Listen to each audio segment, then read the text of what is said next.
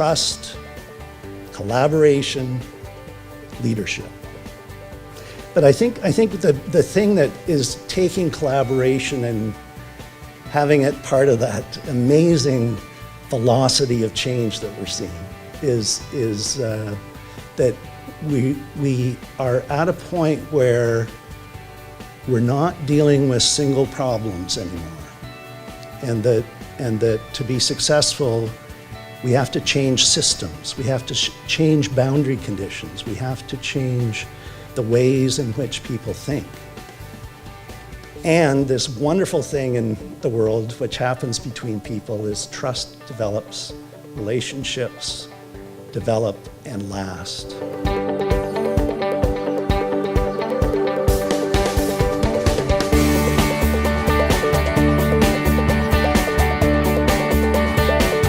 There's no question that when you get into collaboration to start with, you need to be brave.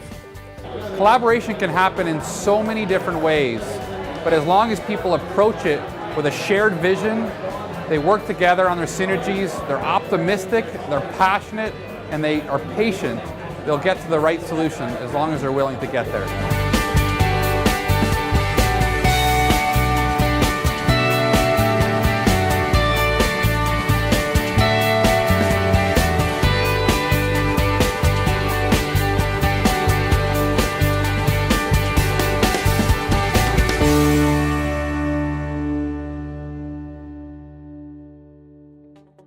Primary people who were looking at working with it thought about going out and engaging a home builder, but when you really realize their goal is to make money and flip it quick, we realized that our goal was to learn and understand and have problems, and there wasn't a very good marriage.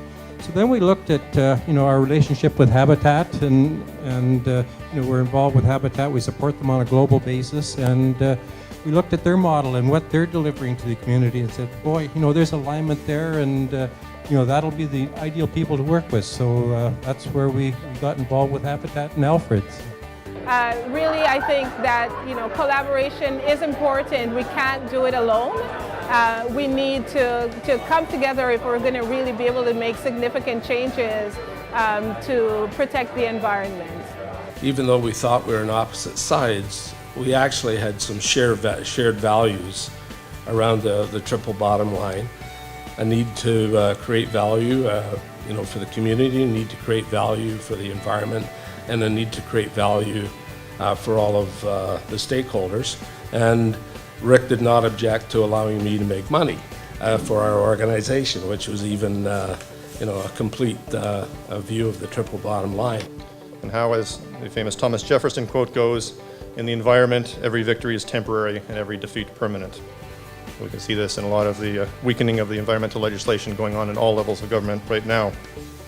So we came to the conclusion that if we're going to make long-term sustainable change, we needed to change the way that people viewed their relationship with the natural world.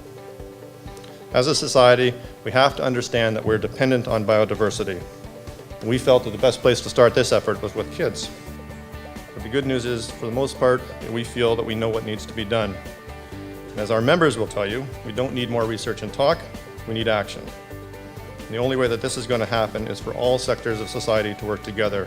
And this is the main message that we communicate to our stakeholders, those millions of kids and their families across the country. I guess what I really learned or took away from this event is that what we need to work on is improving incentives for companies so that they're more likely to have a financial need in order to meet these new sustainability standards, which we all should be really striving for. We can't be motivated by negativity. No one wants to wake up and go, oh, I'm so happy, there's a gray cloud in the sky, and the sky is falling, and we have tornadoes, and oh, it's horrible, but oh, I'm so happy. I think it's really important to say, what capabilities do we have in our organization? What expertise do we have? What resources do we have in terms of money or market reach, whatever it is? And within our boundary, the conditional boundary that Doug talked about, what can we do to make a difference to this particular issue? And what are the gaps? What's missing in our portfolio of expertise? So for example, at Wholesome, you had an issue that you were dealing with and you had a certain expertise. You brought in environmental defense. Same with yourself Peter, with the Earth Rangers, and so on and so on. And so it's looking at what's missing and having the humility to say, we don't have that expertise. Who does it really well? Who shares our values as well? And make it stick, because it's good to have lofty philosophical ideas and theoretical models, but what can we apply it to as a measurable, concrete project that we can do, we can trial, like the net zero duplex, for example, and test it and see what's working, what's not, and who else should we bring in, how can we replicate it and scale it. But what are the takeaways? Now that you've done that collaboration, are you doing anything differently in your organization, or is it still business as usual? You had some great, bright people that got together and made a big difference. What if we funded and built a home by neighbors helping neighbors? But everybody in our community coming together to build that home and to fund it.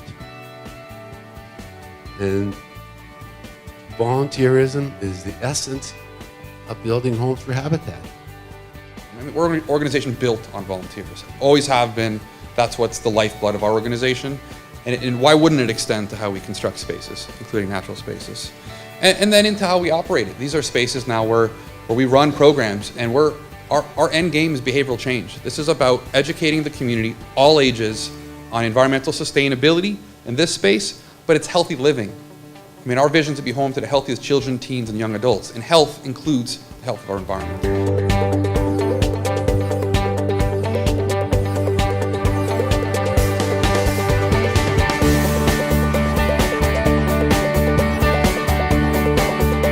How do we make organizations realize that they're at greater risk of failure by being unsustainable?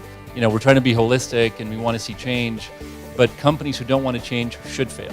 So we see this, strategically, sustainability as a way of transforming our company strategically, so that we get further up the chain, so that we can work with the design engineers and the architects and try to provide real solutions to problems. It's sort of like two different parties coming together to build something to obtain two different goals, but still share some secondary goals. Only that, your adversaries or your critics or whatever are probably more reasonable than you anticipate oftentimes. I think we set each other up and, think that, we're the devil incarnate or whatever. Your adversary rather is a devil incarnate, but then you sit around a table and you talk and you realize that you have much more in common than you thought, and you understand each other's perspectives, and, you can find some resolution just by having trust and by being open to it.